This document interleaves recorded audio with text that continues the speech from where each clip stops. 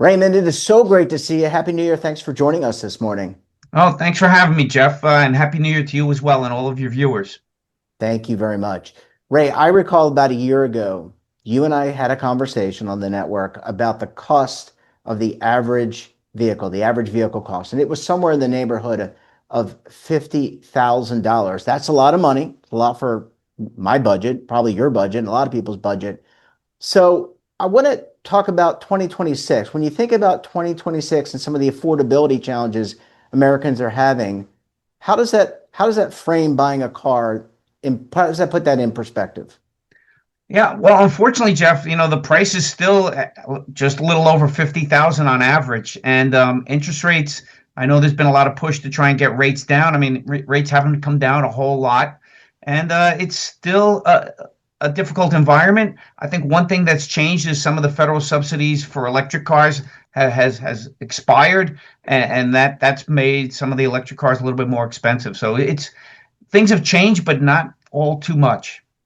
I was going to ask you as a follow-up to that. We have a new administration, about a year into that first term, or that term. You talked about electric vehicles. Are Americans still interested in American electric vehicles? And what do you need to consider other than cost? What should you consider if you're thinking about gasoline versus electric?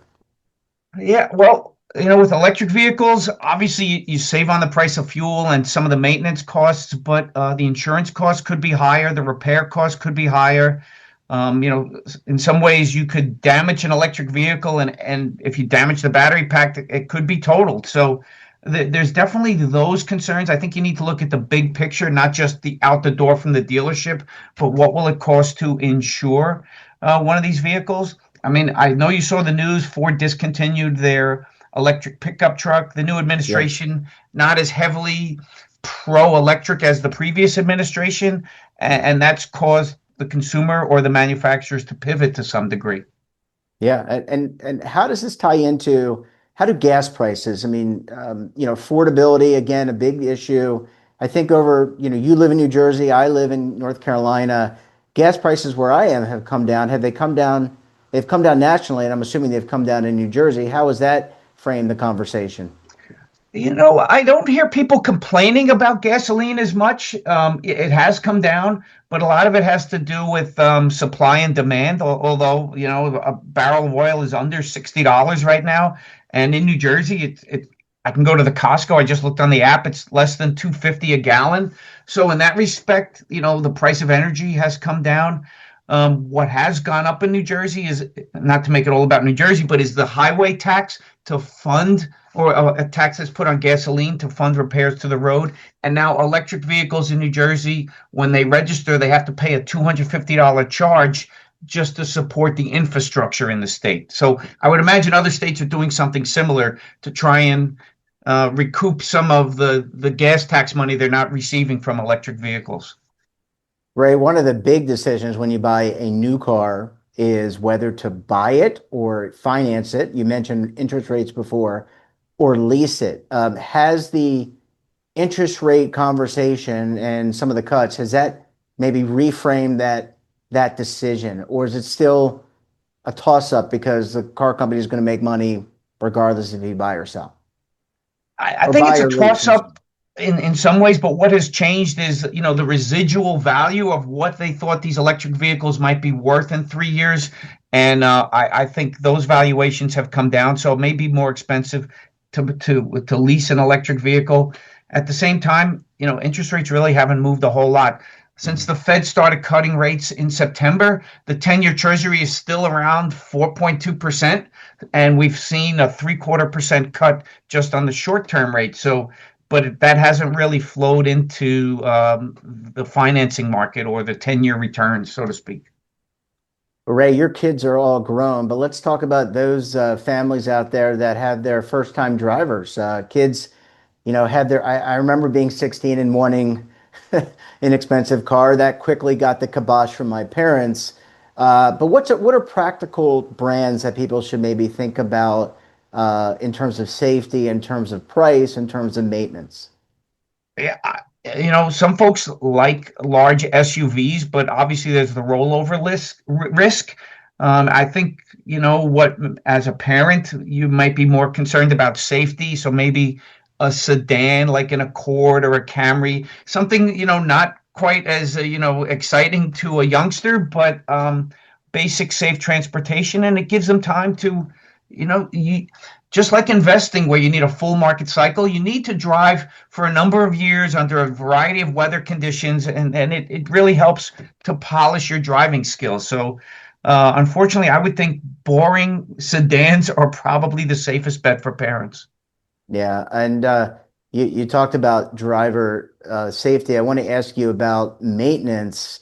I know you do a lot of the maintenance on your own vehicles by yourself, but many of us don't have those skills or the ability to not only change the oil, but also take the oil somewhere to have it disposed of, because you're not supposed to dump it into the trash or to the gutter. Although probably some people are still doing that. So what about maintenance on the vehicle? I mean, is that has that changed over 2025 to 2026? Unfortunately, it has. It's just gotten a lot more expensive. I think it's a big issue for a lot of folks, especially if you get a vehicle, if Consumer Reports doesn't give it a high quality rating and 3 months down the road, someone's trying to sell you a third party warranty, which maybe not a lot of repair shops honor. It's a difficult question, Jeff, because repairs can be expensive, and I think a lot of folks just try and take the safe route, say, I'll just buy a Toyota. It's probably got a good long-term track record, and I don't have to sink a lot of money into it. I mean, cars now, the stereo system just to replace it could cost $2,000. So it's expensive, and I don't know if there's a good answer there, Jeff, for you, unfortunately. Well, I don't think I don't think you can solve the problem. I think it's about awareness, Ray. And look, I think my perspective, as probably yours has and others, changed about vehicles over time. I used to like the fancy vehicle, but now that I'm on my own and I'm a little bit older, safety and my wife drives it mostly, that my priorities certainly have shifted. Ray, we've got about a minute left, and we've talked about a lot of things this morning. I wonder if you could take the last minute and maybe summarize some of your key takeaways from our conversation. Yeah, I think the biggest takeaway when you're looking at a vehicle is, look at the full picture, not just the monthly payment, but what'll be the cost to insure it? What's the maintenance schedule like? And I think it is important. It is very important to follow the maintenance schedule, but really just look at the overall cost of ownership from licensing and registration and insurance, and then the terms of if you're going to take out a loan, do you really want a 72-month loan? So it's really looking at the big picture. And, I don't think it's something you should reach for because cars are, for the most part, a depreciating investment. So you shouldn't overextend yourself for a vehicle. Very well said. Live your life to the fullest, buy things you can afford and within budget. And that's important. Ray, well said. Always a pleasure talking to you. Thanks for joining us, and we look forward to having you back again very soon, sir. Thank you for having me, Jeff. Well, thanks for watching. And don't forget, we're back again tomorrow morning with another great expert and another great topic. You can tune in right here Monday through Sunday at 7:30 a.m. Eastern Time. And don't forget to subscribe to our daily newsletter, The Morning Pulse, for all the news in one place, delivered directly to your email box. Check it out at our website.